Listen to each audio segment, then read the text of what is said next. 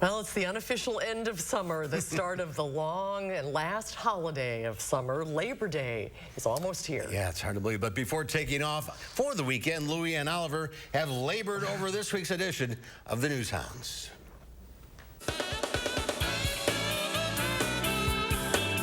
Here's the Newshounds, Lui and Oliver, with their World News Roundup. This week on the Newshounds, a rare birth. Good goats in Chicago. And bad goats in Alabama. But first, talk about Happy Feet. This 4-year-old penguin named Lucas at the San Diego Zoo has been fitted with orthopedic footwear to help him deal with a foot condition. The condition is known as bumblefoot, which covers a range of avian foot problems.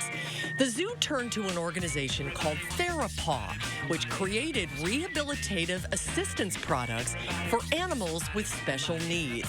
Lucas's custom shoes are attached with Velcro, and now the little guy can join in on all the fun penguin games.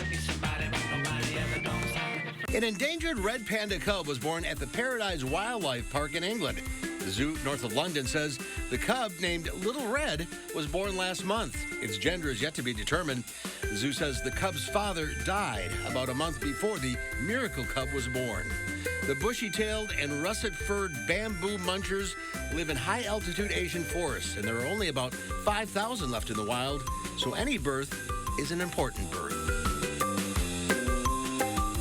Some very good goats got to cruise down the Chicago River this week.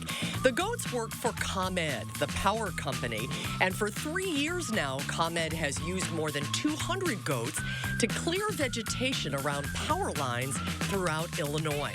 They're celebrating the last week of summer by having a small goat parade. The 5 boats departed from the city winery dock at noon so people could enjoy them over the lunch hour. Get out of there. Finally, a few very bad goats. An Alabama deputy had a bad start to his day after he found his patrol car was taken over by goats. Deputy Casey Thrower was serving civil papers when some hungry goats decided to check and see if there was anything to eat. Vehicle. Don't eat that. Come on. Sure enough, there was. Paperwork. They got Casey's goat.